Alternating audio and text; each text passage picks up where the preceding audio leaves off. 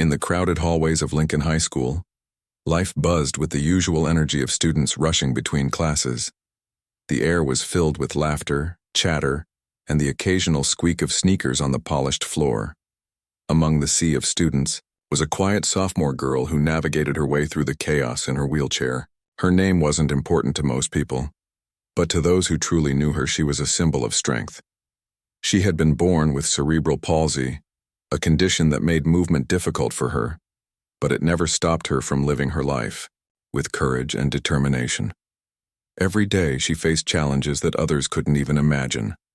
Stairs were impossible, so she relied on ramps. Doors that didn't have automatic openers required help from someone nearby.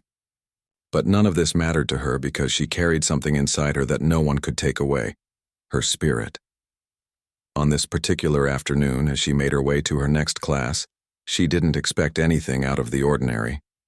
She had her books tucked securely on her lap, and her mind was focused on the math homework she needed to finish later. But life at Lincoln High wasn't always kind. There were 3 boys in the school who seemed to thrive on making others feel small. They weren't just troublemakers, they were bullies. Known for their loud voices and cruel jokes, they picked on anyone they thought wouldn't fight back.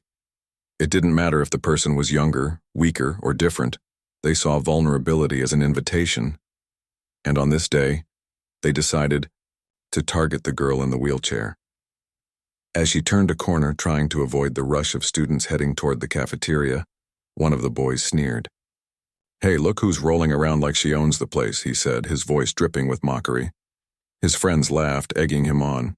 Before she could react, he gave her wheelchair a hard shove from behind.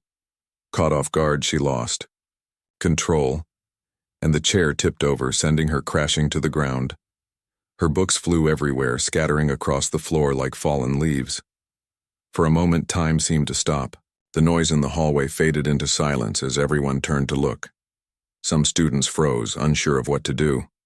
Others glanced away, pretending not to notice. A few teachers stood nearby, but instead of stepping in, they hesitated, frozen by fear or maybe indifference. The girl lay there, struggling to sit up, her cheeks wet with tears. Her heart felt heavy, not just from the fall, but from the humiliation of being treated like she was invisible. Across the hallway, another student watched everything unfold. She was a black girl with sharp eyes and an even sharper mind. People often underestimated her because of her quiet demeanor, but she had a fire inside her that burned brighter than anyone realized. She clenched her fist tightly, her jaw tightening as anger surged through her veins. Watching the girl on the floor, she felt a mix of emotions: sadness for the victim, disgust for the bullies, and frustration with the crowd that did nothing to help. Without thinking twice, she walked over to the girl on the floor. Kneeling down beside her, she whispered softly, "Are you okay?" The girl nodded weakly, though her trembling hands told a different story. Together they began picking up the scattered books, piece by piece. As they worked, the black girl looked around at the other students. Most of them avoided eye contact, too scared or indifferent to step in. That's when she realized something. These bullies only held power because no one stood up to them. Her mind started racing. She knew she couldn't let this slide, not today, not ever. Revenge wasn't about violence or retaliation, it was about teaching a lesson. These boys needed to understand the weight of their actions, and she was determined to make sure they did. But she also knew she couldn't do it alone. She needed a plan, and fast. By the time the books were gathered and the girl was back in her wheelchair, the black girl had already made up her mind.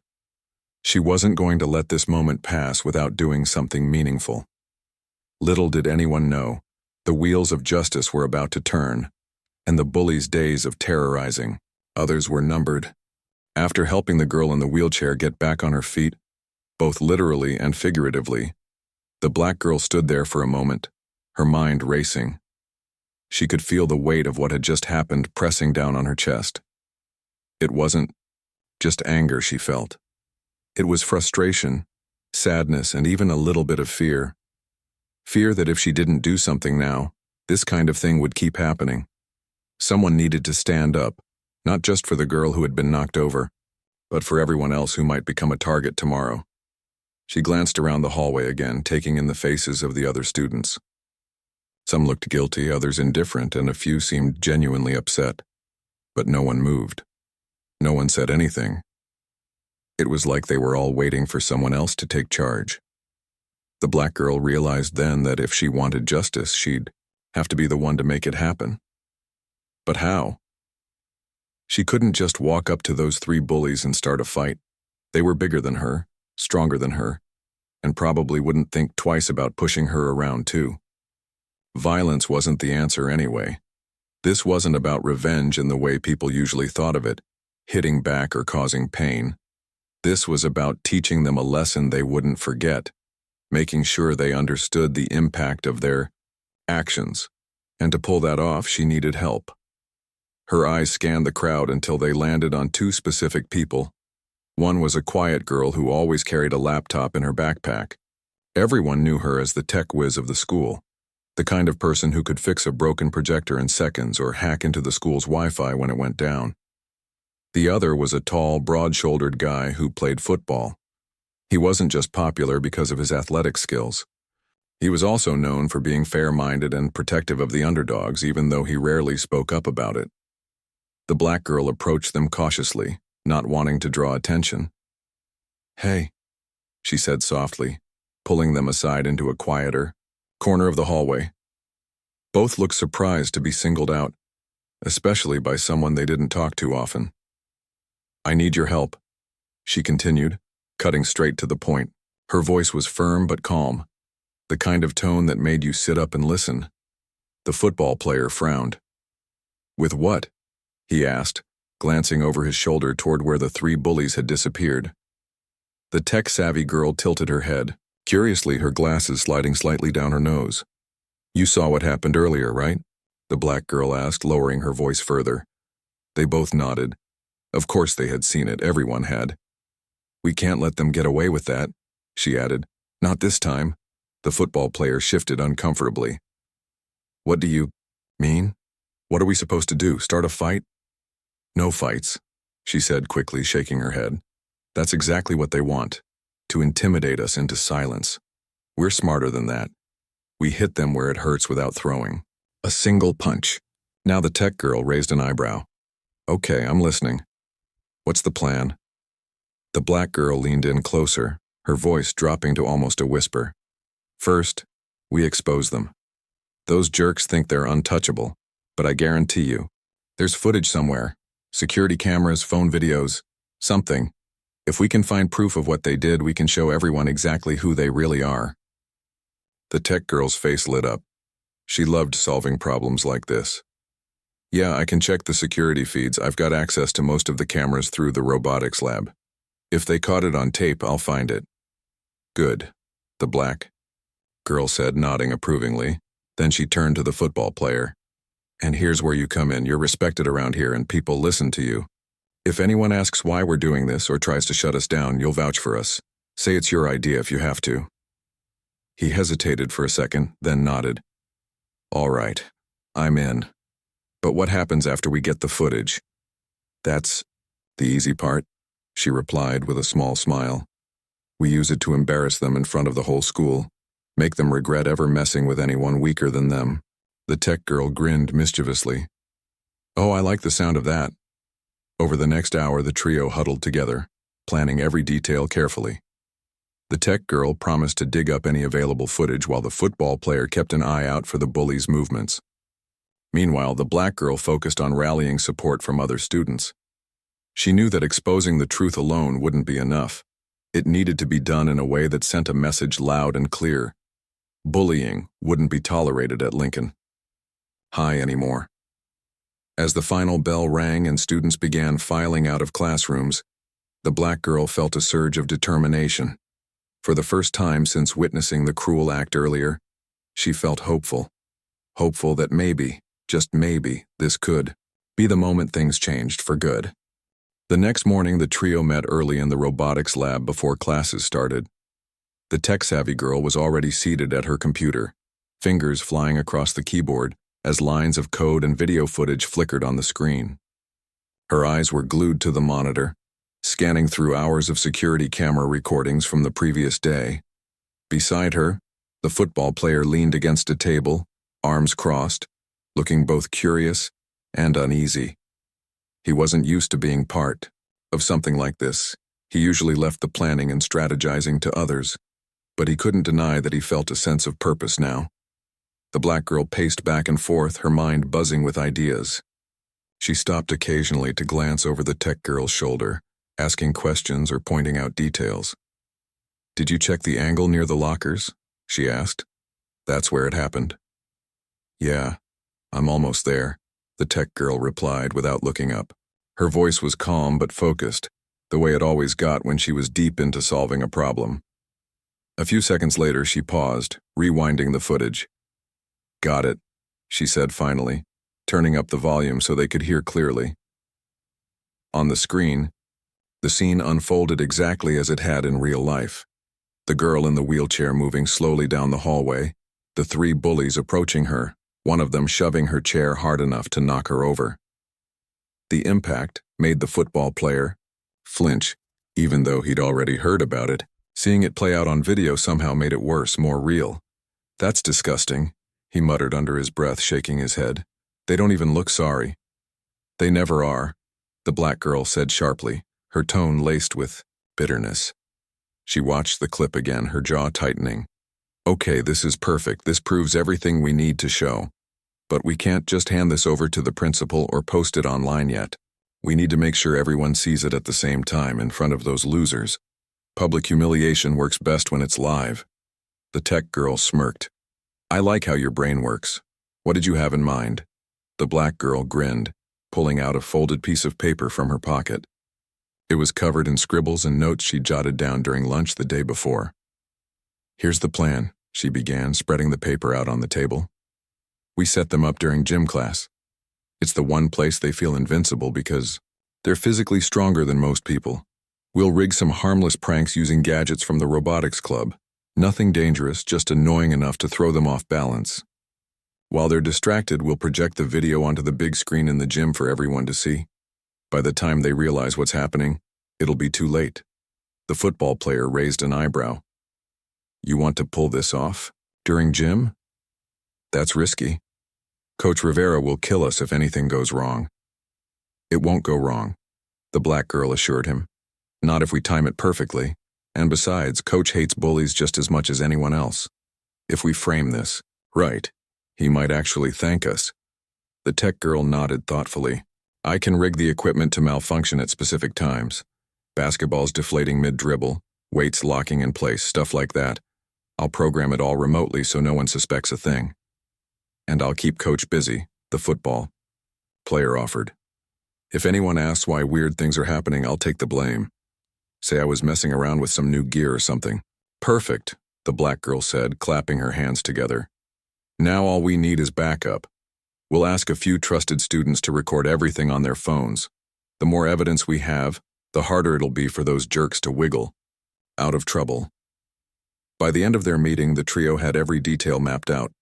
The tech girl stayed behind to work on programming the gadgets, while the football player headed to practice, keeping an eye on the bullies' routine. Meanwhile, the black girl went around quietly recruiting allies. She approached students who had witnessed the incident the day before, explaining the plan and asking for their help. Most of them agreed eagerly, thrilled to finally do something about the toxic behavior that had plagued the school for so long. As the day wore on, excitement and nerves began to build. During lunch, the black girl found herself sitting alone for a moment, staring at the crumpled piece of paper in her hands. For the first time, doubt crept into her mind. What if they messed up? What if someone tipped off the bullies? What if, instead of teaching them a lesson, this only made things worse? But then she remembered the look on the face of the girl in the wheelchair after she'd been knocked over. The tears, the shame, the quiet resignation. It wasn't fair. No one should have to endure that kind of cruelty, especially not in a place where they were supposed to feel safe. Pushing aside her doubts, the black girl stood up, smoothing out the wrinkles in her shirt. Failure wasn't an option. Not today. By the time gym class rolled around, everything was in place. The trio exchanged nervous glances as the bullies swaggered into the locker room, laughing and boasting about their latest antics. They had no idea what was coming. As the whistle blew and the students filed into the gymnasium, the air buzzed with anticipation.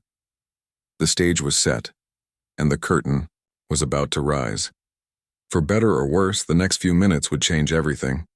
The gym buzzed with its usual energy as students poured in, some chatting loudly, others stretching or warming up for the day's activities.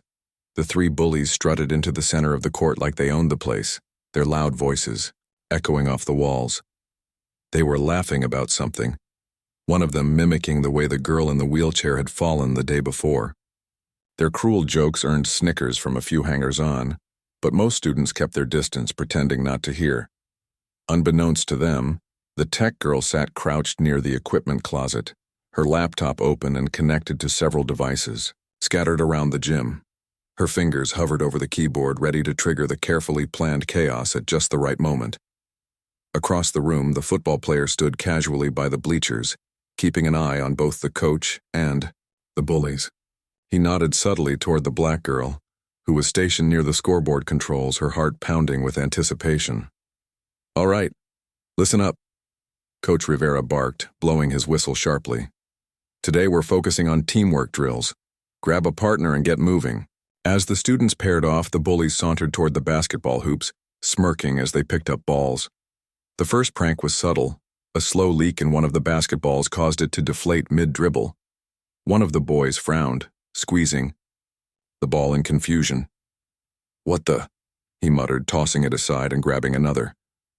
But that one started deflating too, followed quickly by a third. Frustration bubbled up as he kicked the nearest ball across the court. Meanwhile, at the weightlifting station, things weren't going any better for the second bully.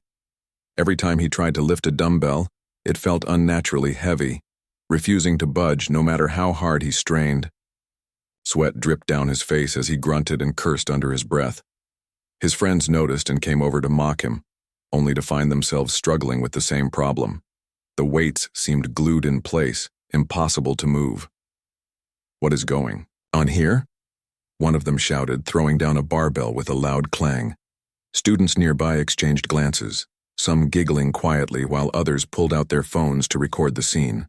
The trio of bullies looked around, searching for someone to blame, but everyone acted innocent, shrugging or looking away.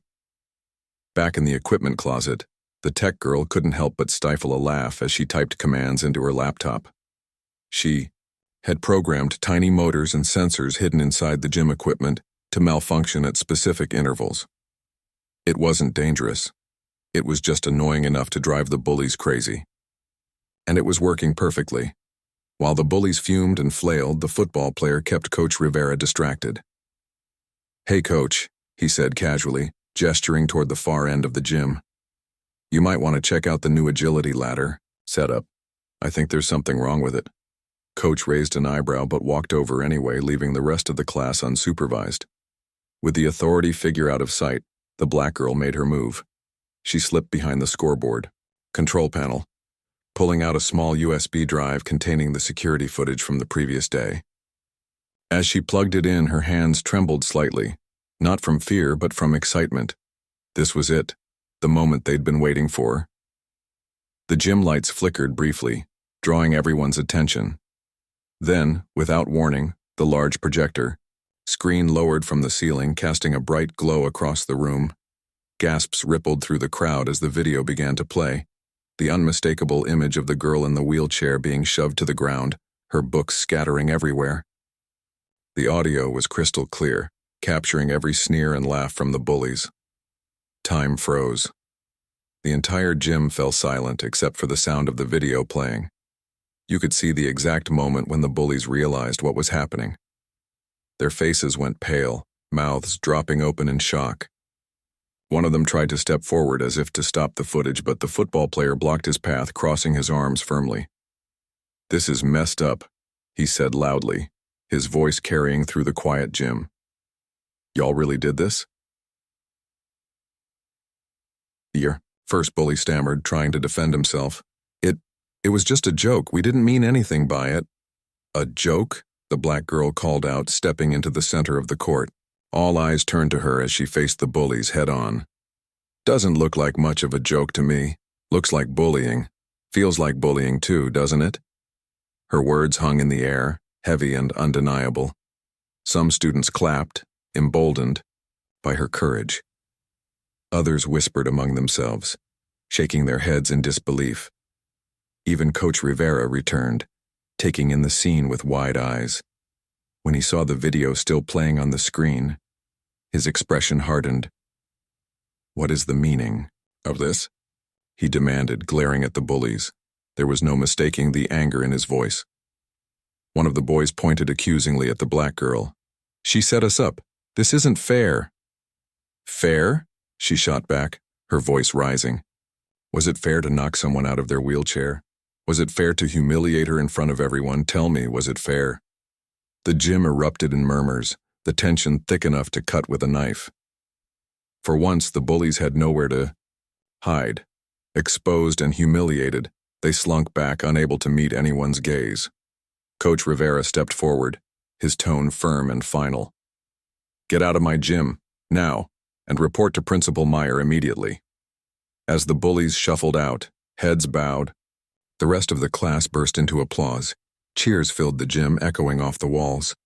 The girl in the wheelchair, sitting quietly in the corner with tears in her eyes, managed a small smile. Justice had been served, not violently, not cruelly, but in a way that left no room for excuses. The black girl let out a long breath, feeling a mix of relief and triumph wash over her.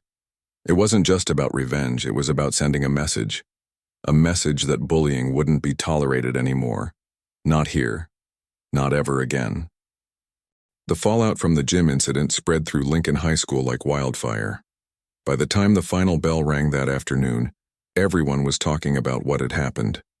Videos of the confrontation, recorded by dozens of students on their phones, were already making rounds on social media. Some clips showed the bullies struggling with the rigged equipment, their frustration growing by the second. Others captured the exact moment when the security footage played on the big screen, freezing the three boys in a spotlight of shame. The hashtags, "No More Bullies" and "Stand Up for Others" began trending locally, sparking conversations far beyond the school walls. Principal Meyer wasted no time addressing the situation.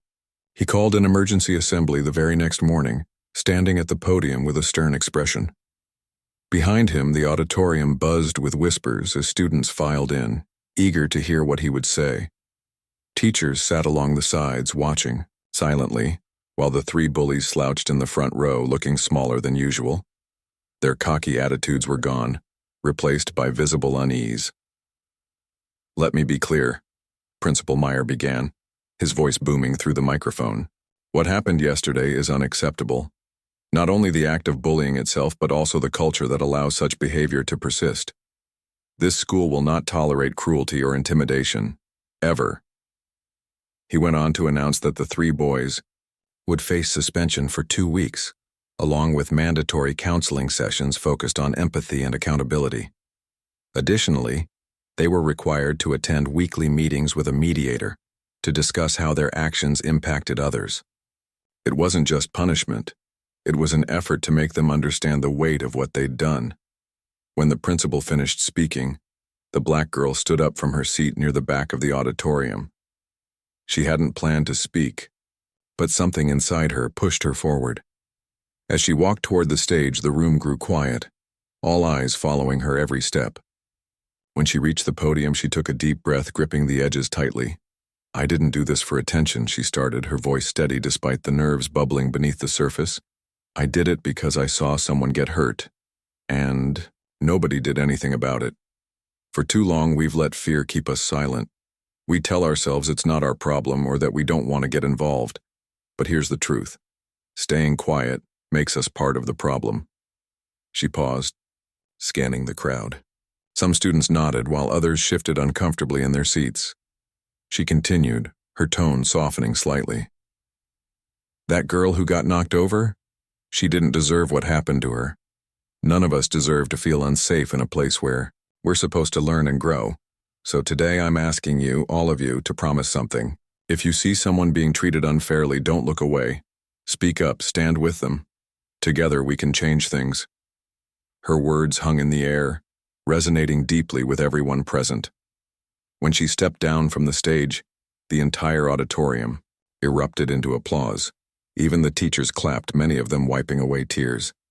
For the first time in years, there was a sense of unity, a shared understanding that change was possible if people worked together. In the days that followed, the atmosphere at Lincoln High began to shift. Students who had once ignored bullying incidents now spoke up, calling out cruel behavior whenever they saw it. Teachers became more vigilant, stepping in quickly to address conflicts before they escalated. Even the bullies, humbled by their public humiliation and the consequences that followed, seemed to fade into the background, keeping to themselves. For the girl in the wheelchair, life slowly returned to normal, but better. She noticed small acts of kindness everywhere she went. Classmates holding doors open for her, offering to carry her books, or simply smiling and saying hello. One day, as she navigated the hallway, someone stopped to ask if she needed help reaching a high shelf in her locker. It was a simple gesture, but it meant the world to her. The black girl, meanwhile, found herself at the center of a new movement within the school. Inspired by her courage, a group of students came together to form an anti-bullying committee. They organized workshops, created posters, and launched campaigns to promote kindness and inclusivity. The tech girl joined forces with the football player to design interactive presentations that highlighted the impact of bullying, using real-life stories to drive the message home. Together, they turned pain into purpose. Even the teachers noticed the difference. Mrs. Anderson, the history teacher, pulled the black girl aside after class one day. "You've done something remarkable," she said warmly. "This school hasn't felt this united in years. Thank you for reminding us all why standing up matters." But perhaps the most meaningful moment came during lunch, when the girl in the wheelchair wheeled up to the table where the black girl was sitting. She hesitated for a second, then smiled shyly. "Thank you," she said softly, "for everything." The black girl grinned back, shaking her head. "Don't thank me. We did this together, all of us." As the weeks turned into months, the memory of the gym incident lingered. Not as a reminder of anger or revenge, but as proof that even in the darkest moments, hope could shine through. Change wasn't easy, and it didn't happen overnight, but it was worth fighting for.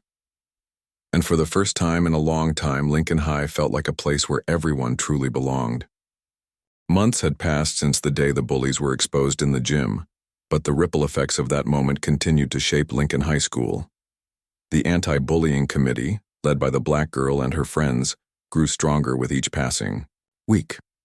What started as a small group of students determined to make a difference evolved into a school-wide movement.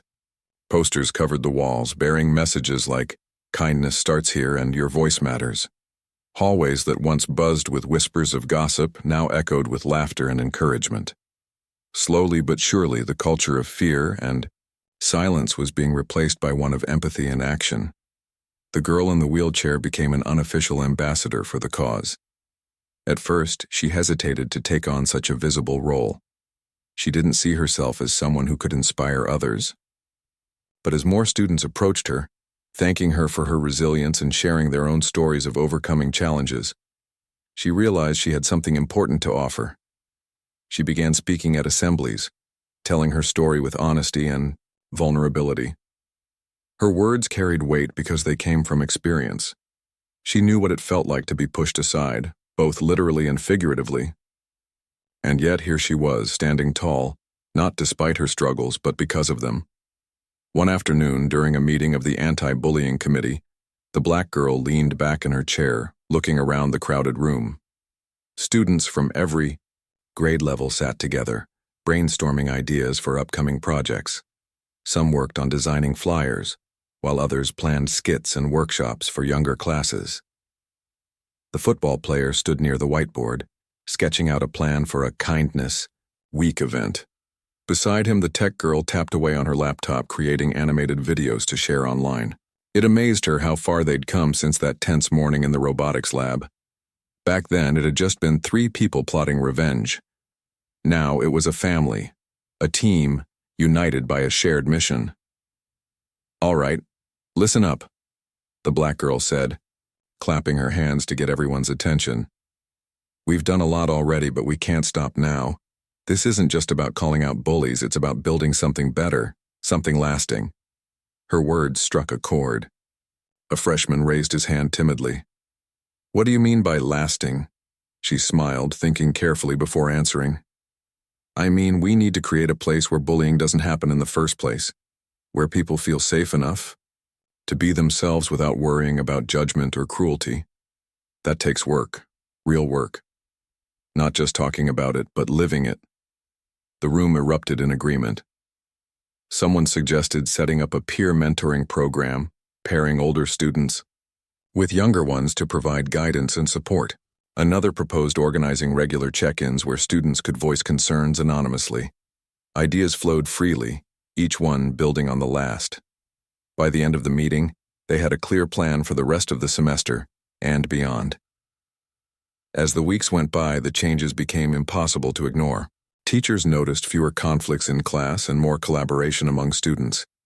Cliques that once dominated the cafeteria began breaking apart, replaced by mixed groups laughing and sharing meals together. Even the bullies, though still serving, their suspensions returned to school quieter and more subdued. They weren't welcomed back with open arms.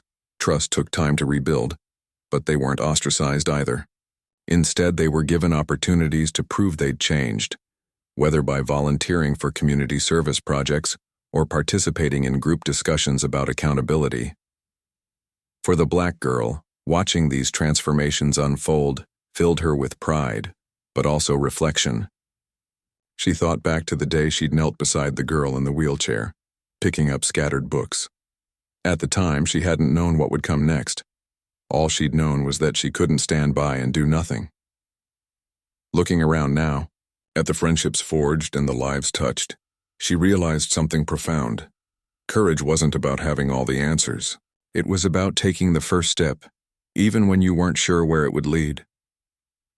One crisp autumn morning, the entire school gathered outside for a special ceremony. Underneath a canopy of golden leaves, Principal Meyer unveiled a new mural painted on the side of the building.